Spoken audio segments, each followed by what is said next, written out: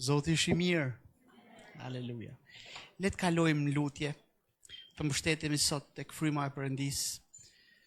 Le të lutemi sot që ai të na flasë, ai të na zbulojë atë që ne duhet të dimë. Le të lutemi.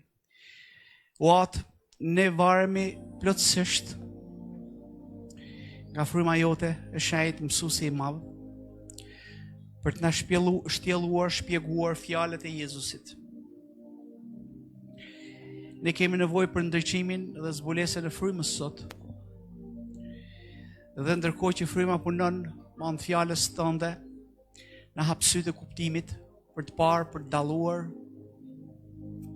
Na ndihmo të korrigjohemi në mënyrën si mendojmë. Na ndihmo të ripërtërihemi në njeriu në brendshëm, në mendjen tonë. E na ndihmo sot në emër të Zotit Jezus të dëgjojmë prej Teje.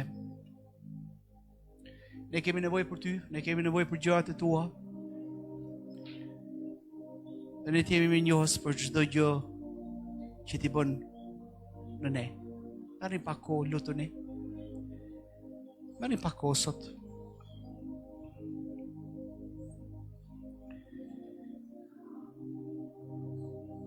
Halleluja.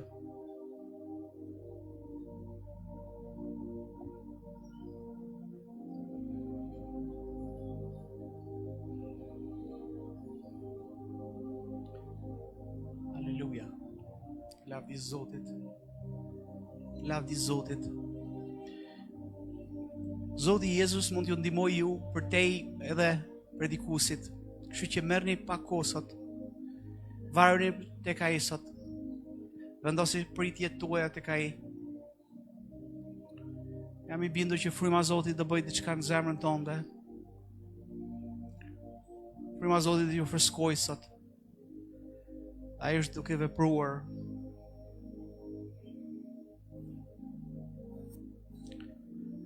Halleluja. Lavdi Zotit. Jezusi tha, ka kaq kohë që jam me ju, dhe ti nuk më ke njohur akoma, o Filip. Kush më ka parë mua, ka parë Atin. Çfarë do të thotë? Apo fliste ai për siluetin fizik? Në fakt, Jezusi po thoshte, kush më ka parë mua në veprim? Kush më ka parë mua në vepra? E ka parë Atin. Si vallë po thua na e trego Atin? Pra ai po i thoshte Filipit, veprat që ke parë nëpërmjet meje janë veprat e Atit. Vargu 10, a nuk beson se unë jam në Atin dhe Ati është në mua? Fjalët që po ju them, nuk i them nga vetja.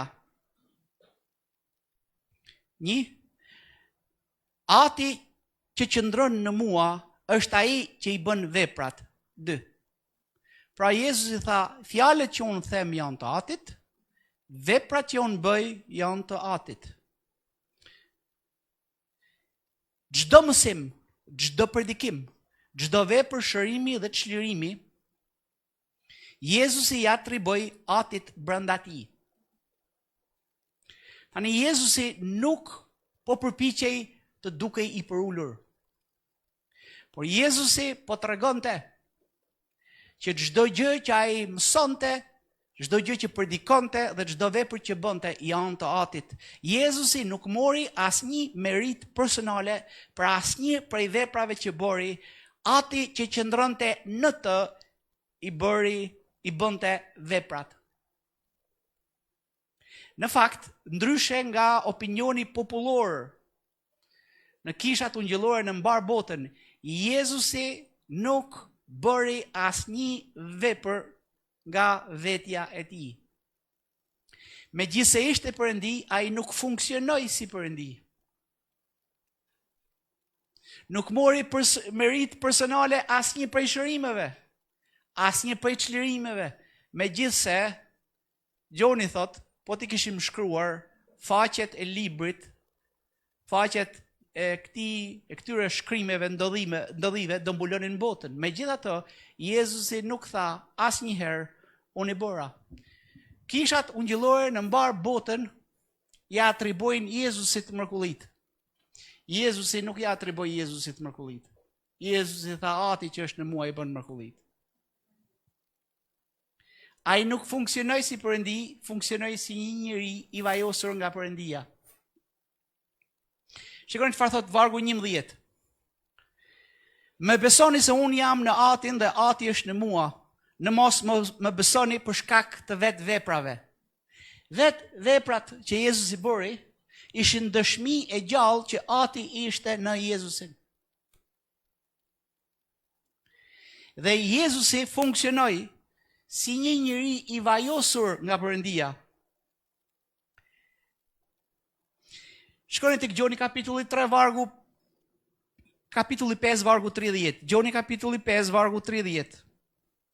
Gjoni 5:30 thot: këto janë disa nga vargjet më interesante në gjithë Testamentin e Ri. Shumica e besimtarëve nuk ndalen te këto vargje sepse duken shumë të rënda për mendsinë e tyre. Unë s'mund të bëj asgjë nga vetja ime. Nëse nuk do t'ishte shkruar në Bibël, unë nuk do ta besoja.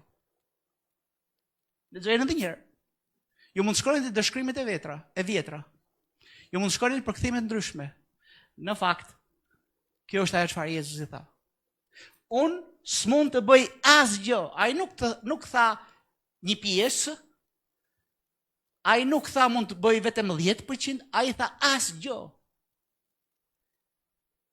Gjykoj sipas asaj që dëgjoj. Që dëgjonte nga Ati. Gjykimin këtë rast ka të bëjë me vendimet e tij. Si shaj çështjet. Dhe gjyqimi është i drejtë. Sepse nuk kërkoj vullnetin tim, por vullnetin e Atit që ai më ka dërguar. Në të gjitha rastet ai vendosi në pjedestal Atin. Shumë interesante. Ati e dërgoi birin të bënte veprat, duke e vajosur ato. Deri në moshën 30 vjeçare, kur fryma erdhi mbi Jezusin dhe u pakzua nga gjën pakzori në lumin Jordan, ne nuk shohim as edhe një shërim apo shërbes publike të Jezusit. As edhe një të vetëm. Tani literaturat jo biblike thonë se ai bëri mrekulli kur ishte i vogël. Por nuk është e vërtetë. Sepse ne kemi të shkruar që mrekullia e parë ishte çfarë? Kthimi i ujit në?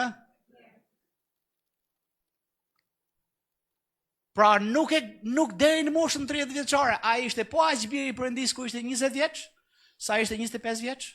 Po aq biri i Perëndis 25 vjeç, sa ishte 28 vjeç. Po aq biri i Perëndis 28 vjeç kur ishte moshën 12 vjeçare, e ne nuk shohim as edhe një predikim të vetëm, as edhe një mësim të vetëm, as edhe një shërim të vetëm, as edhe një çlirim të vetëm. Deri në momentin kur fryma e Zotit erdhi mbi to. Jezusi funksiononte si një njeri. Ai ishte Perëndi, por nuk funksionoi. Termi biri i Perëndis i referohet Jezusit tek u ngjit më shumë se 80 herë. Dhe ai në shumë raste i referohet vetet si biri i njeriut. Termi biri i Perëndis i referohet Jezusit rreth 25 herë tek u ngjit, 20 deri 25 herë. Dhe hajde që është shumë interesante edhe shpesh herë fetë tjera e përdorin si argument kundër hyrjes së Jezusit, por Jezusi nuk tha asnjëherë jam Perëndi. Megjithse ishte Perëndi dhe fjalët e tij treguan se ai ishte Perëndi. Por termi unë jam Perëndi nuk e gjejmë në Bibël. Megjithse Jezusi është Perëndi. Dhe fjalët e tij tregojnë se ai ishte Perëndi. Shkrimet tregojnë se ai ishte Perëndi. Dëshmia e frymës së shenjtë tregojnë se ai ishte Perëndi. Dishepujt e dalluan se ai ishte Perëndi. Por Jezusi nuk e tha këtë gjë. Pse? Sepse ai nuk erdhi për t'u treguar njerëzve se ishte Perëndi. Ky nuk ishte qëllimi i tij. Për këtë arsye kam ardhur, për këtë arsye kam lindur në këtë botë që të dëshmoj për të vërtetën. Ai funksionoi si një njeri i vajosur nga fryma e Perëndis, prandaj duhet priste derisa fryma e Perëndis të binte mbi to. Jezusi tha asgjë nuk mund të bëj nga vetja ime. Ungjillorët botëror e vendosin Jezusin në një kategori të veçantë në shërbes, duke thonë që ai bori këto gjëra sepse ishte Perëndi. Ne nuk gjejmë një gjë të tillë në shkrime. Megjithëse është popularizuar, Jezusi nuk i bëri mrekulli që ai bëri si Perëndi, i bëri si një njeri i vajosur nga Perëndia. A më kuptoni? Megjithëse ishte Perëndi, ai nuk u soll si Perëndi. Le të shkojmë tek Veprat kapitulli 10, vargjet 37 deri në 38. Veprat kapitulli 10, vargjet 1:37 deri në 38. Ju nuk e dini çfarë ka ndodhur në mbar Juden, thot Veprat 10:37. Duke filluar nga Galilea vini re, duke filluar nga Galilea ka rëndësi këto të dhona, pas pagëzimit që predikoi Gjoni. Pas pagëzimit që predikoi Gjoni. Dhe i referohet Lukës kapitulli 3, vargu 21 dhe 23, do ta lexojmë pak më vonë, kur fryma erdhi në trajt pëllumbi mbi të. Vargu 38 thot, se si Perëndia vajosi me frymën e shenjtë dhe me fuqi Jezusin prej Nazareti, i cili përshkoi vendin duke bërë mirë dhe duke shëruar të gjithë ata që ishin të pushtuar nga djalli.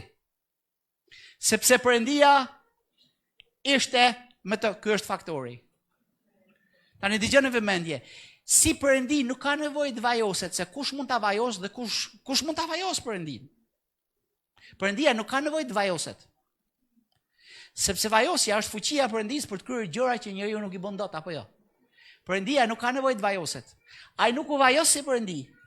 Ai u vajos si njeri dhe i bëri veprat si njeri i vajosur nga Perëndia, sepse Perëndia ishte me të. Nëse Perëndia nuk do të ishte me të, ai nuk do kishte bërë asnjë mrekulli, asnjë predikim, asnjë mësim, asnjë çlirim. Pse? Sepse funksionoi si njeri totalisht i varur nga Perëndia. Ungjëllorët botëror e shikojnë Jezusin si Perëndi, funksionoi si Perëndi për të treguar njerëzve se ishte Perëndi. Jezusi nuk bëri një mrekulli për të treguar njerëzve se ishte Perëndi. Jezusi nuk kishte probleme me identitetin. Jezusi nuk kishte nevojë të vërtetonte njerëzve se ishte Perëndi. Ai predikimi i tij i parë ishte fryma e Zotit është mbi mua. Ai erdhi si një njeri i vajosur nga Perëndia të delet e humbura të Izraelit. Ai e dinte misionin e tij. A më kuptoni? Tani shikoni vëmendje çfarë thot Luka kapitulli 3, vargjet 21 deri 23. Dhe ndërkohë që shkojmë atje, nëse ai kishte nevojë për frymën e Perëndisë, unë dhe ti kemi nevojë të dëshpëruar për frymën e Perëndisë.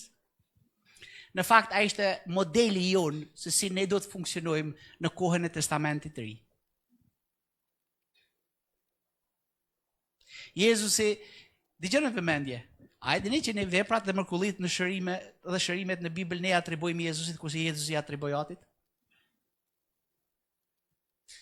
Ne themi Jezusi bëri, Jezusi tha Ati bëri.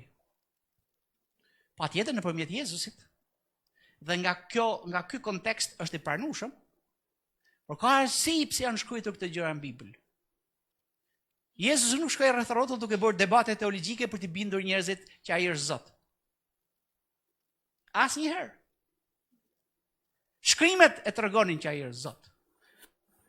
Han kuptonin, fryma e Perëndis e vërtetoi që ai është Zot. Dhe disa prej njerëzve si Simon Pietri jo hapi syt. Dhe mishë dhe gjaku nuk ju zbuloj, po Ati që është në qiell. Luka kapitulli 3 thot, tani si u pagëzua e gjithë populli, edhe Jezusi u pagëzua, dhe ndërsa po lutej, qielli u hap, dhe fryma e shenjtë zbriti mbi të. Vini re shprehjen zbriti mbi të. Tani ne kemi dy thonje në lidhje me dy përjetimet e frymës, që janë shumë të rëndësishme në Bibël, fryma në ne dhe fryma mbi ne. Gjithmonë shprehja mbi të është një thonje që është përdorur në Testamentin e Vjetër kur fryma vinte mbi dikë për ta përdorur ato. Fryma në ne të rilin ty. Fryma mbi ty të fuqizon ty. Tani Jezusi kishte lindur nga fryma, por nuk ishte akoma fuqizuar nga fryma. Pse? Sepse kur angjëlli ju paraqet Jozefit, tha që është ngjizur prej teje është vepër e frymës. Ai kishte lindur nga fryma. Ishte fryma që e ngjizi në mitrën e Marijës. Ai lindi nga fryma, por në lumin Jordan, kur fryma erdhi mbi ton, zbriti në trajtën trupore si të pëllumbit. Vini re mbi të, aty për herë të parë në Galile, filloi momenti kur Jezusi lançoi shërbesën e tij publike. Deri në ato momente, Jezusi nuk ishte performuar asnjë mrekulli të vetme. Derisa fryma erdhi mbi të, ai kishte lindur nga fryma, por nuk ishte fuqizuar nga fryma. Tani, ku ndodhi kjo? Në Galile. Vepra 10 na thot në Galile. Tani le të shkojmë tek Luka kapitulli 4, se tani merr kuptim komplet ajo që po themi. Luka kapitulli 4, vargu 14 deri 21. Tek vargu 14 thotë, dhe Jezusi në fuqinë e frymës u kthye në Galile dhe fama e tij u përhap në mbar krahinën përreth. Vini re në fuqinë e frymës. Kur fryma e shenjtë zbriti mbi to, ai erdhi në fuqinë e frymës. Amen. Ai mësonte në sinagogat e tyre, i nderuar në të gjithë. Për herë të parë ne shikojmë shërbesën e tij publike, për herë të parë. Në moshën 30 vjeçare, kur fryma erdhi mbi to, Jezusi lançoi shërbesën e tij publike dhe filloi të mësonte. Deri në atë ditë, ne nuk shohim një mësim, një predikim, një shërim të vetëm. Derisa fryma erdhi mbi to. Ai ishte totalisht i varur nga fryma e Perëndisë. Ham kuptoni? Totalisht. Dhe vazhdon më poshtë thot, dhe erdhi në Nazaret, ku ishte rritur, dhe siç e kishte zakon ditën e shtunë, hyri në sinagogë dhe u ngrit për të lexuar. Tani ai kishte zakon të shkonte në Nazaret, Jezusi kishte zakon të shkonte në kish çdo të shtunë. Lavdi Zot, ti du ta kesh zakon. Hyri në sinagogë dhe u ngrit për të lexuar. Dhe përkon me Isain, vargu 18, fryma e Zotit është çfarë? Mbi mua. Sepse fryma erdhi në trajtën trupore si të pëllumbit mbi të. Dhe vazhdon më tutje, sepse ai më vajosi. Çfarë do të thotë më vajosi? Më aftësoj, më fuqizoj për të bërë atë që unë bëj. Jezusi ishte totalisht i varur nga fryma e Zotit në shërbesën e tij tokësore. Sepse funksionoi si unë dhe ti. A më kuptoni? Është mbi mua, më dërgoi për të shëruar, për të ngjyllizuar të varfrit, më dërgoi për të shëruar ata që e kanë zemrën e thyrë, vini re, më dërgoi. Më vajosi, më dërgoi. Amen, për të shëruar ata që e kanë zemrën e thyrë, për të shpallur çlirimin e të burgosurve, e kthimin e parë dhe të verbërve, për të çliruar përsëri të shtypurit dhe për të predikuar vitin e pranueshëm të Zotit. Pa të shëronte, çlironte, të predikonte, të mësonte, Jezusi tha fryma e Zotit është mbi mua. Vargu 20. Pastaj e mbylli librin dhe ja dha shërbysit, ul në sytë të gjithëve në sinagogë dhe sytë të gjithëve në sinagogë u drejtuan mbi të. Atëherë nisi të thotë, ky shkrim u përmbush në veshët tuaj. Pra, ajo çfarë ka thënë Isaia 700 vjet më përpara, ju po e shikoni tani live. Deri atë ditë, ky shkrim nuk ishte përmbushur akoma. Deri në momentin që fryma e Zotit erdhi mbi to, nuk ishte përmbushur akoma. Megjithse, ai ishte 30 vjeç. Si Perëndi nuk ishte nevojë të vajosej, por erdhi si njëri duke lënë me një anë atributet e Perëndisë. Le të shkojmë tek Filipianët kapitulli 2, vargjet 5 deri në 6, deri në 8. Letra e Filipianëve, apostulli Paul shkruan besimtarëve në Filipi dhe u thot kapitulli 2, vargjet 5 deri në 8. Keni në ju po atë ndjenjë që ishte në Jezus Krishtin, i cili dhe pse ishte në trajt Perëndie, vini re, dhe pse ishte në trajt Perëndie, pra ai ishte Perëndi, nuk e çmoi si një gjë ku të mbahej fort për të qenë barabar me Perëndin, por e zbrazi veten e tij duke marrë trajt shërptori dhe u bë ngjashëm me njerëzit. Tani më lejoni ta lexoj vargun 5, 6 dhe 7 nga versioni i parafrazuar në shqip ECM i vitit 1993. Shikoni si e përkthen ky version në shqip këto vargje. Keni vazhdimisht për parasysh shembullin që na la Jezusi Mesia, thotë ky përkthim. Sepse edhe pse ishte, ndjes largu 6, edhe pse ishte perëndi nga natyra, thotë ky përkthim. Perëndi nga natyra, ai nuk u kap pas privilegjeve hyjnore, por hoqi dorë nga ato vullnetarisht.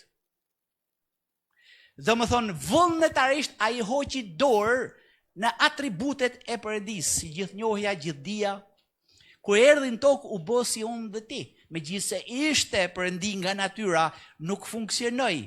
Për shembull, kur gruaja me fluks gjaku e preku dhe u kthye mbrapa dhe tha kush më preku, Jezus nuk bënte lojra. Po a mund të thotë Perëndia kush më preku? Se po bënte pyetje apo jo? Sepse Perëndia po di çdo gjë. Ai nuk funksionoi si Perëndi. Po të kishte funksionuar me atributin e gjithë dijes, ai nuk do thoshte, ore ti më preke. Jezusi nuk dinte çdo gjë gjatë gjithë kohës, vetëm kur fryma e zbulonte. Ndryshe nga opinioni popullor,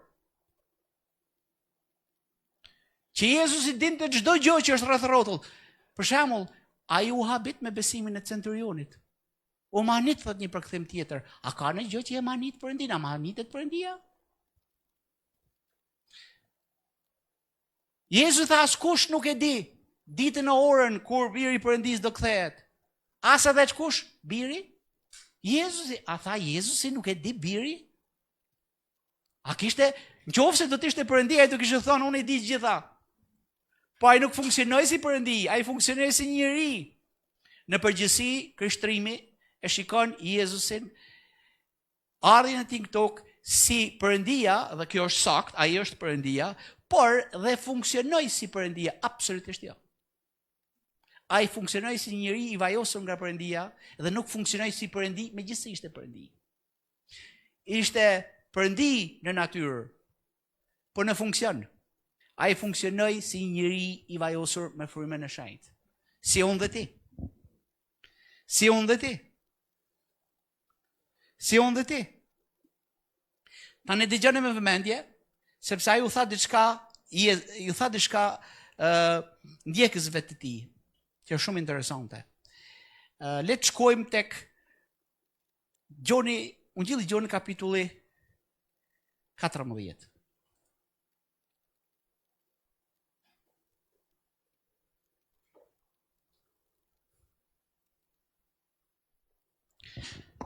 Tek Ungjilli Gjoni kapitulli 14.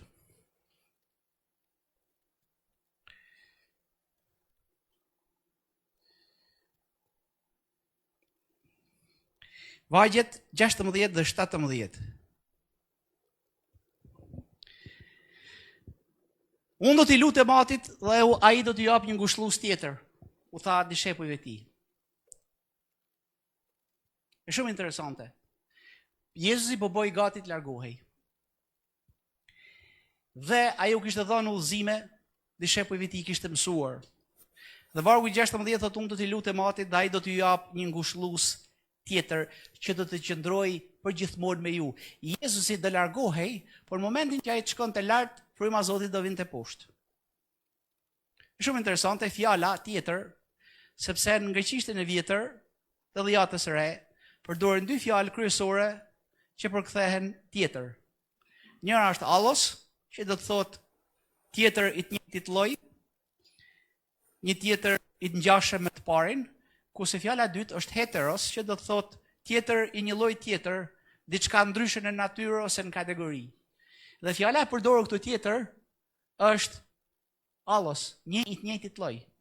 Heteros do të thotë ndryshe, për shembull, keni dëgjuar fjalën në shqip heterogjene, popullsi heterogjene, popullsi e ndryshme. Pra që nuk është e njëjtë. Heteros do të thotë ndryshe. Jezu nuk tha një tjetër ndryshe, por një tjetër i të njëjtit lloj, një tjetër si unë. Në natyrë. Ai ishte Perëndi, dhe fryma e shenjtë është Perëndi, por kur ai tha unë të ngritem lart dikush tjetër, fryma e Perëndisë do bie poshtë. Jezusi e quan këtë person të njëjtit lloj hyni, dhe thot kur ai të vi, do të qëndrojë përgjithmonë me ju. Dhe vargu 17 thot frymën e së vërtetës që bota nuk mund ta marrë, sepse nuk e sheh dhe nuk e njeh. Çfarë do thot bota nuk e sheh, sepse as ne nuk e shohim frymën e shenjtë, bota nuk mund ta shohë në veprim frymën. A më kuptoni? Por ju do ta njihni. Tani Jezusi është dhurata e Perëndisë për botën. Për gjithë botën, Perëndia kaq shumë i deshi botën, por fryma është dhurata e Perëndisë për bitë. Bota nuk mund ta marrë frymën, bota merr Jezusin. Ata që e kanë Jezusin marrin frymën. Bota duhet të mësohet si të pranojë Jezusin, kisha duhet të mësohet si të pranojë frymën. A më kuptoni? Dhe thot, fryma e së vërtetës, ose një përkthim tjetër thot fryma e realitetit. Që bota nuk mund ta marrë, sepse nuk e sheh dhe nuk e njeh, por ju e njihni sepse qëndron me ju, edhe do të jetë çfarë? Në ju. Në momentin kur ti pranon Jezusin, fryma e Zotit vjen në ty, dhe nëse dikush nuk e ka frymën e Krishtit, nuk i përket Krishtit, thotë Marku 8. Por ka një ndryshim ndërmjet fryma në ty dhe fryma mbi ty. Fryma e Jezusit, ose fryma e Krishtit, ose fryma e Perëndisë erdhi mbi Jezusin në formën e një trajte, në trajten e një pëllumbi. Fryma zbriti mbi to. Tek veprat e apostujve ne shikojmë, ju do merrni fuqi kur fryma e shenjtë vi mbi ju. Është në ty për të shpëtuar ty, për të rilindur ty, që të kesh një marrëdhënie me Perëndin, por është mbi ty për të përdorur ty, për të fuqizuar ty dhe për të aftësuar ty. Ju do merrni fuqi kur fryma e shenjtë të vi mbi ju, tha Jezusi, dhe do bëheni dëshmitarët e mi. Jezu nuk tha do dëshmoni, por do bëheni dëshmitar. Kur je dëshmitar është një stil jetese. Kur dëshmon është event, kur je dëshmitar është një stil jetese. Ju do merrni fuqi. Çfarë do të thotë fuqi? Fjala më e mirë që mund të përkthehet nga greqishtja e vjetër në shqip, në fakt nuk do të ishte fuqi, por aftësi. Dhe kjo është fjala korrekt me dëshkrimet e vjetra të greqishtes greke, të gjuhës të lashtë greke. Ju do merrni aftësi kur fryma e shenjtë vi mbi ju. Tani për herë të parë krishterët u quajtën të krishterë ku? Në Antiok. Pse u quajtën të krishterë? Se ju do të kuptoni fjala e krishterë vjen nga Kristos. Fjala Kristos e ekvivalenca e greqishtes vjetër me fjalën Mesia. Dhe në të dy rastet do të thotë i vajosuri. A më kuptoni? Për herë të parë të krishterët u quajtën të krishterë deri në ato momente ku quajtën Udha. Ishte sekti Udha. Shkonin të kisha Udha. A më kuptoni? Por për herë të parë, dhe në fakt ky nuk është një titull që e quajtën besimtarët, i quajtën besimtarët e tjerë, por njerëzit Antiok, njerëzit laik, i panë që bënin të njëjtat gjëra siç Krishti bënte, dhe i quajtën të krishterë, të vajosur si Krishti. Jezusi kishte një marrëdhënie personale me frymën e shenjtë. Në teologjinë e krishterë, ne e pranojmë si besim teologjik, por ne nuk e njohim në eksperiencë. Shumica e kishave tona ungjillore në përbot e pranojnë frymën e shenjtë në teologji, por nuk e njohin në përjetim. Dhe kjo është një nga arsyet pse ne nuk e kemi patur aftësinë dhe potencialin për të dëshmuar deri në skajet e dheut dhe për të treguar botës që Ati banon në ne, që Jezusi banon në ne. Pa kapacitetin e frymës dhe bashkëpunimin me frymën e shenjtë, ne nuk mund të bëjmë as edhe një gjë. Nëse Jezusi kishte nevojë për frymën, unë dhe ti kemi nevojë në mënyrë të dëshpëruar pa frymë. Ndjes për shprehjen, por nëse mund të shprehem në mënyrë popullore, ne nuk i çojmë dot pantallonat pa ndihmën e frymës së shenjtë. Në kontekstin e shërbesës të krishterë. Dhe kur ne nuk bashkëpunojmë me frymën, çfarë ngelet është metoda njerëzore. Por metodat njerëzore të çojnë deri në një vend dhe nuk mund të çojnë shumë larg. Kjo është shumë e rëndësishme. Le të shkojmë tek e 2 Korintasve kapitulli 13.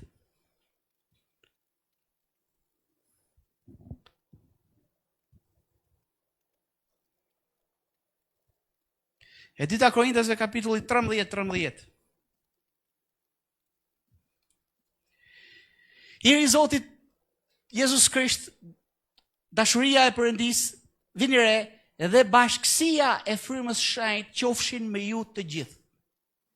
Tani në letrën e tij përmbyllëse të dytë, ndaj besimtarëve në Korint, Pali u thot diçka që është shumë e rëndësishme për kishën e sotme, për kishën ata që ne quajmë kishën moderne. Dëshpërimisht e nevojshme. Bashkësia e frymës shenjtë qoftë me ju të gjithë. Versioni Biblia Pro, një version i vonshëm, versioni fjalë për fjalë, e përkthyen për bashkësia me frymën e shenjtë. Dhe vjen nga fjala greqisht e zvjetër koinenia. Kjo fjalë do të thotë të ndash, pjesëmarrje e përbashkët. Pra nuk është diçka që bëhet në distancë dhe pasiv, është diçka që i bëhet i pranishëm dhe aktiv. E njëjta fjalë koinenia, që përkthehet në dodatin e ri, versionin digital që ju po e projektoni tani, diku tjetër përkthehet pjesëmarrje. Dhe versioni ABS, versioni CHC i Biblës e përkthen, ky version që sapo ju thash e përkthen me fjalën përbashkësi, diçka që ti e ke të përbashkët. Dhe nën kupton intimitet, marrëdhënie, miqësi. Edhe një herë, nën kupton intimitet, marrëdhënie, miqësi. Kjo fjalë përbashkësia me frymën e shenjtë mund të përkthehet intimiteti, marrëdhënia dhe miqësia e frymës së shenjtë qoftë me ju të gjithë. Ne duhet të mësojmë vazhdimisht të mbushemi me frymën e shenjtë dhe të kemi miqësi me frymën e shenjtë, sepse ai e bën Jezusin real për ne. Sot, veprat që i bën fryma i bën për të sjellë Jezusin real në jetën tonë. Kisha moderne e ka humbur këtë gjë. Ne kemi teologji pa përjetim. Kemi mësime pa mësusin. Kemi kish pa Kristos, pa Krishtin. Ashtu si që kemi kafe pa kafein dhe shiqer pa ëmbëlsirë. A më kuptoni çfarë duhet të them? Ne duhet të lëmë vend frymës Zotit në kishat tona dhe në jetën tonë personale. Nëse nuk mëson të kesh miqësi, intimitet me frymën e Zotit, jo vetëm do të çalosh në jetën tonë dhe të krishterë, por nuk mund të jesh një dëshmitar i efektshëm për mbretërinë e Perëndisë. Dhe kjo është shumë e rëndësishme. Kisha moderne e ka humbur këtë gjë. Besimtarët sot e kanë humbur këtë gjë. Ne duhet i rikthehemi përbashkësisë me frymën e shenjtë. Përbashkësia me frymën është përbashkësi me Jezusin.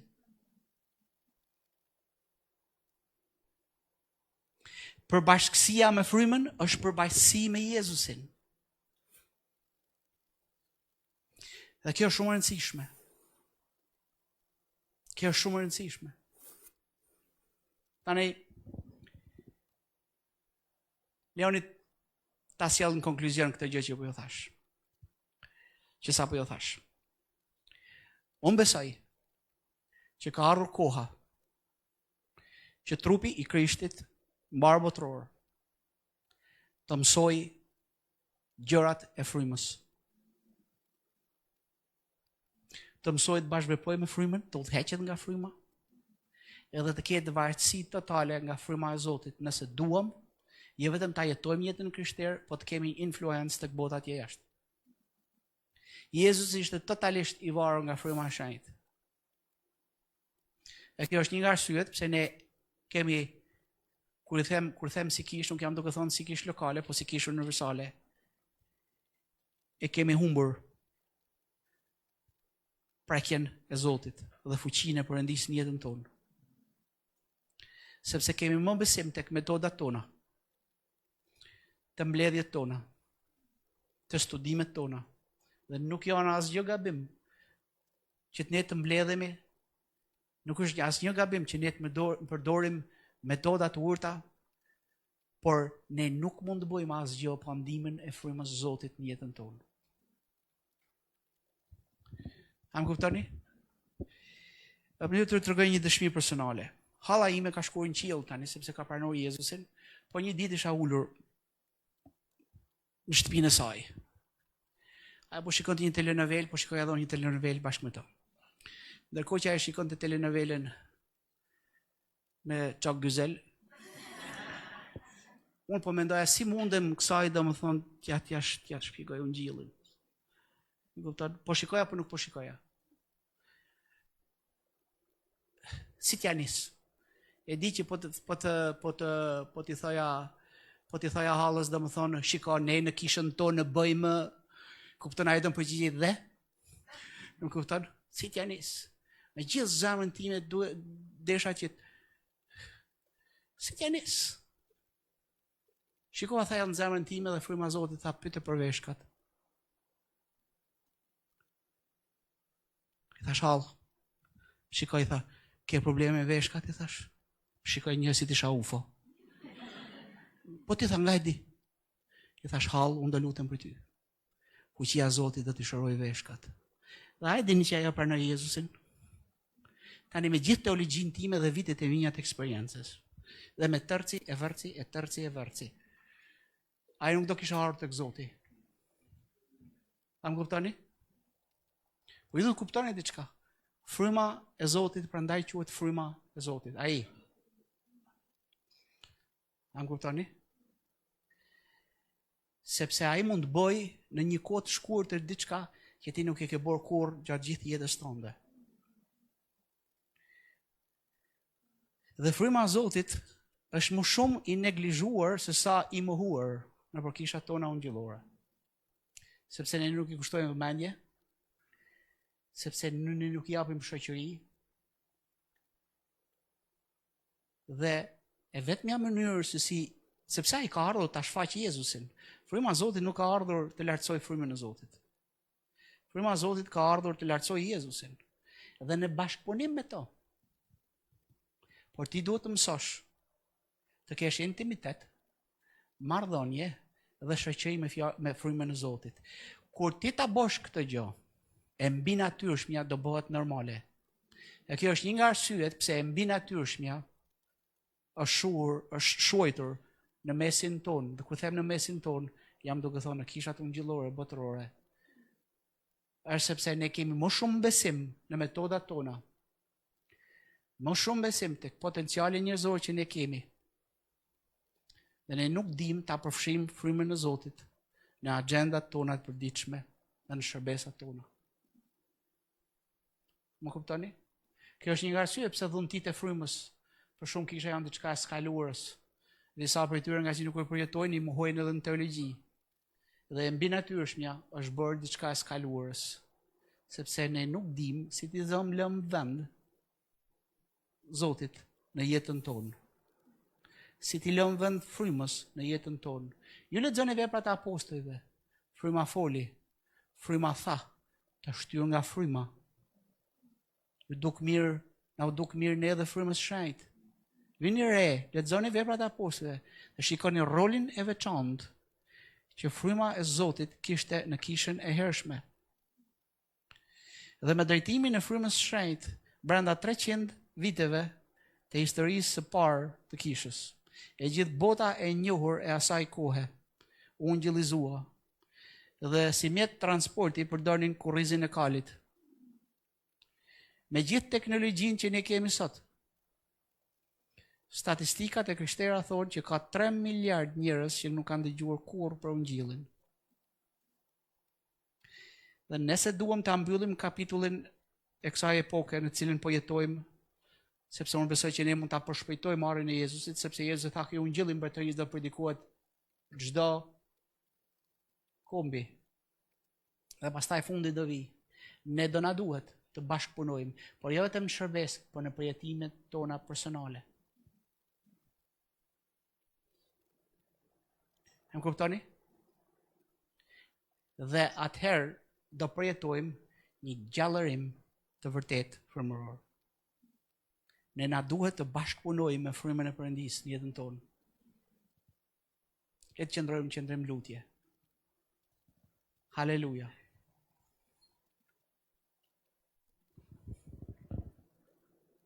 Haleluja.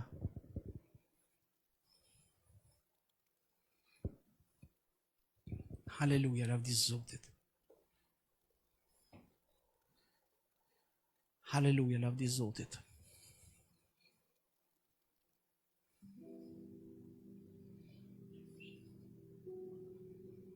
Haleluja.